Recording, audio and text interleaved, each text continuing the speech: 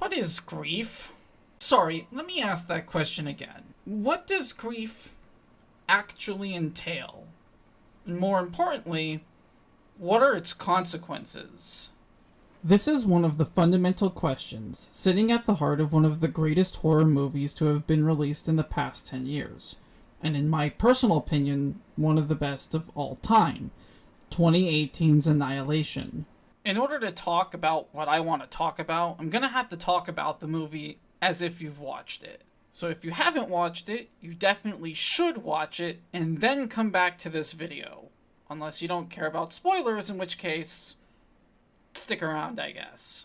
Annihilation is a cosmic horror movie centered around a bizarre area called the Shimmer. The gist of this location for the purposes of the story is that it is a physical area inside which no signal can get in or out, and all things inside of it become refracted and thus altered. The main character of the movie, played by Natalie Portman, asks to be put on the next team heading into the Shimmer after her husband Kane, who was in the last team, suddenly shows up back at her house after being presumed dead. The movie gives us its clear allegorical indications of the Shimmer to that of a tumor, as the main protagonist explains and characterizes cancer as a form of self-destruction. Like all cells, it is born from an existing cell. And by extension, all cells were ultimately born from one cell. A single organism about 4 billion years ago. 1 became 2, 2 became 4, then 8, 16, 32. The structure of everything that lives and everything that dies. The cell we're looking at is from a tumor. Female patient, early 30s, taken from the cervix. The Shimmer is in essence a cancer, but it's much more than that. The Shimmer also serves as an allegory for people entering a state of grief. This is further accentuated by the main characters. Radek represents acceptance, Shepard, denial, Thorson, anger, Ventress, bargaining, which leaves our main protagonist, Lena, as depression. This is fitting, as depression is one of the main focal points of the movie, though I will note here that an argument can be made for Ventress actually being depression and Lena being bargaining. And while I fully intend on sticking with the lineup I've laid out, I do plan on going over the examples for the potential of why the two are actually interchangeable. For some extra clarity, I'm not saying that these themes are hard to understand or something only people passionate about philosophy and symbolism would understand. Annihilation is very open and in your face about its themes of grief and self-destruction. However, all too many people either ignore this part of the movie or didn't understand it regardless, which is half the reason I'm making this video. The other half is for personal reasons which I will elaborate later. During the events of the movie, we learn that Lena cheats on her husband Kane with her coworker Dan. This sends Kane into his own descent into the cycle of grief, accumulating with him agreeing to go into the Shimmer, which, inside the plot and outside of its themes, is seen as a suicide mission. One of the wardens went in to investigate, never returned. The event was classified. Since then, we've approached by land, by sea, sent in drones, animals, and teams of people. But nothing comes back. Kane is the exception to this, but it's unclear to people outside as to why. Of course, we later learn that Kane has been replaced by what fundamentally amounts to an alien, but this new Kane, for all intents and purposes, is still virtually Kane, though I will be saving the meaning of this change for the last section of this video. I want you to keep Kane's starting point in mind. Kane's actions, caused by grief, lead him into the second theme of self-destruction, which is fundamentally connected to the cancer metaphor. When Lena and Shepard are on the boat, they have an exchange detailing this theme as it applies to each of the characters. All other lives feel like a lifetime ago. We were kids. I was married. Which do you carry around your neck? A husband or a child? husband. He was in the army too. That's how we met. Was in the army? He quit? KIA. I'm sorry to hear that. Guess there had to be something. What do you mean? Volunteering for this? It's not exactly something you do if your life is in perfect harmony. We're all damaged goods here. Anya's sober, therefore an addict. Josie wears long sleeves because she doesn't want you to see the scars on her forearms. She's tried to kill herself. Oh, I think the opposite, trying to feel alive. Ventress? Yeah, as far as anyone knows, no friends, no family, no partner, no children, no concession in her at all. You? I also lost someone. Not a husband, though. A daughter. Leukemia. Later in the film, Ventress reinforces this. I'd say you're confusing suicide with self-destruction. Almost none of us commit suicide, and almost all of us self-destruct. In some way, in some part of our lives. We drink, or we smoke, we destabilize the good job, the happy marriage. The connections between these two themes being the central driving force of the core narrative. Each member of the team has some level of self-destruction that is in turn driving their own grief. Radek is the easiest to explain in regards to her thematic role in the movie. As a physicist, she states and accepts things as a matter of fact, both inside and outside the Shimmer. Biologist. Oh, there you go. Ha, biologist? Told you she was smart. What? No, we had a bet in your profession and Josie had biologist, of course. They've grown this way. That doesn't make any sense. I think it does. At first I thought the radio waves were blocked by the Shimmer, and that's why no one inside could communicate with base or GPS, but the light waves aren't blocked. They're refracted, and it's the same with the radios. The signals aren't gone. They're scrambled. That leaf in your hand. Do you know what you get if you sequenced it? What? Human Hawk's genes. She demonstrates the least amount of emotion barring the encounters with the bear and the crocodile. Speaking of which, Radek is also one of the primary targets of both of those creatures.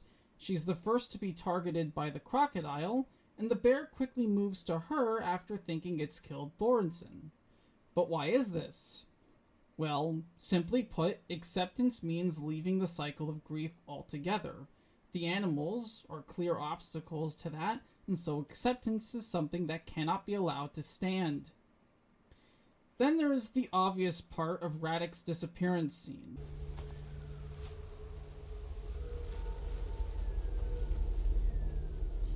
Ventress wants to face it. You want to fight it. But I don't think I want either of those things.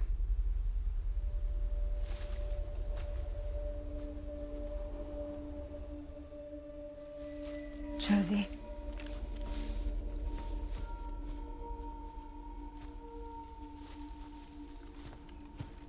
Josie.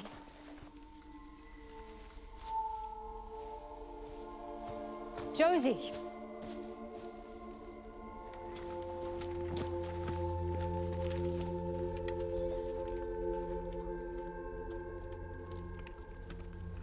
While the others try and fight the Shimmer in their own way, Radek accepts the inevitability and allows the Shimmer to take her away. Thorensen is also one of the more clear analogs. She's the more brutish of the bunch, is quick to turn and judge and point fingers. She's crazy. She's a crazy old bitch. You know, and thanks for the fucking backup, Lena. I didn't realize there were sides. Yeah. Yeah, there are sides. But her role of anger really shines during the bear scene, where she has all the other members of the party tied to chairs and starts throwing accusations and threats at each of them. Very reminiscent to how many people in anger will separate themselves and quickly look for others to blame for their problems. Before I go any further, There's an interesting interaction where all 5 of the main characters act out their representations of grief in a single scene. When they reach the old Southern Reach base, they find that the previous team had taken shelter there and had apparently been keeping watch for something around the clock. Exploring further, they come across a video of them cutting open one of their fellow party members open to reveal his insides are spinning around. This gross scene has elements of symbolic self-reflection in regards to grief and serves to play out our characters' attributes in real time. Upon exploring the faculty, they come across the area where the event happened, only to find that the dead soldier has now turned into a colony of lichen. Of the 5 characters, 2 leave prematurely, Braddock and Thorson. As stated earlier, such troubling obstacles get in the way of acceptance, which has already gone through self-reflection, and anger typically resists any and all forms of self-reflection. As such, they are the first to leave, while bargaining, depression, and denial linger. This leads into Shepard, whose calm demeanor can be confused for acceptance, but in reality, she's in denial. Unfortunately, she gets the least amount of screen time to really flesh this aspect of her character out, but it remains true all the same, as she is so far in denial that she can't see the danger in front of her, thus leading to her own demise. It's only when denial is shown to be hollow that one's denial lingers, begging for help.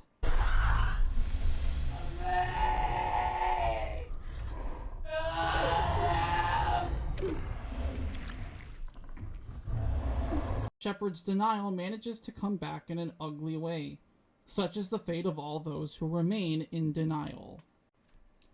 Ventress and Lena are the 2 characters with unclear roles. As I stated earlier, Ventress is bargaining and Lena is depression, but in truth, both of these stages of grief are more alike and codependent than any of the other ones. 2 sides of one coin, as the saying goes, and so it's to no surprise that both characters exhibit traits of the other. Lena cheating on Kane is a form of bargaining with herself. Her telling the others that the best way out of the Shimmer to the lighthouse is effectively bargaining with them. Ventress sits in her office watching people enter the Shimmer and having to grapple with them never coming back, like a lingering depression. Ventress quite literally has cancer, and thus operating on borrowed time, which can no doubt bring in feelings of depression, knowing the inevitable is coming and there is nothing you can do about it. Flipping the script, Ventress going into the Shimmer herself and taking her life into her own hands is a form of self-bargaining. Her needing to know what's in the lighthouse is symbolic of her own struggle with cancer, as once she gets there she doesn't know anything more than she did prior, which is all reflective of people with cancer who must inevitably start to wonder why their own body would do this to themselves, only to get no answer. What's inside you? It's not like us. It's unlike us. I don't know what it wants, or if it wants, but it will grow until it encompasses everything. Lena spends a huge amount of the time of the movie alone, a clear indication of depression. She also clings onto hope to the point where it seems almost ignorant at times. Hope, in on itself, is something that can make depression last far longer, as it can reset the cycle of grief completely. It should be to no surprise that the 2 are interchangeable, as they are also the only 2 to actually have reached the lighthouse and entered the Shimmer with an end goal in mind. Few antagonists are capable of being as intimidating as the alien in the lighthouse, primarily because it's not a real antagonist. It copies and learns as an eerie self-reflection. It's the final obstacle of grief and a measure for those who reach it to see if they know what they did. As such, grief can only truly be overcome through change. That level of change is represented by Kane and Lena. For Cain, the change proves to be too much. My flesh moves like liquid. My mind is cut loose.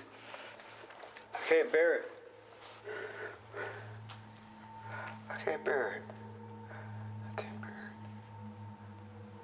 And perhaps the most saddening part of the entire movie, it's shown that Cain commits suicide with a phosphorus grenade inside the lighthouse, while instructing his new self to find Lena. Revealing the Cain that came home to be a replacement serves as some extra shock value and horror to the real-world universe, yes. But it's also symbolic of fundamentally changing yourself from the ground up in response to grief. Lena's encounter with the alien ends differently. In her own self-reflection, she is capable of admitting her faults, giving herself the phosphorus grenade, and then leaving. Again, in universe, she's doing this to an alien, but symbolically, it's Lena learning to depart with the parts of her that led her into grief in the first part, and allowing the changes needed to be a better person. In the final scene of the movie, Lena asks Cain if he's really Cain, to which he doesn't know. He then asks if she's Lena, to which she nods yes. The two have gone through self-destruction and grief, having changed, though it's unclear if it's for the best or the worst. In spite of this, they re-embrace each other, ready to give their life another try. End scene. As the movie faded to black, I couldn't help but hope maybe to some capacity I could get such an ending in my own Annihilation. Unrealistic, I know, but what else are these lies we call stories to begin with? I don't know. Maybe one day I will, and when that day comes, maybe I can finally leave the cycle of grief myself to greener days. They are two.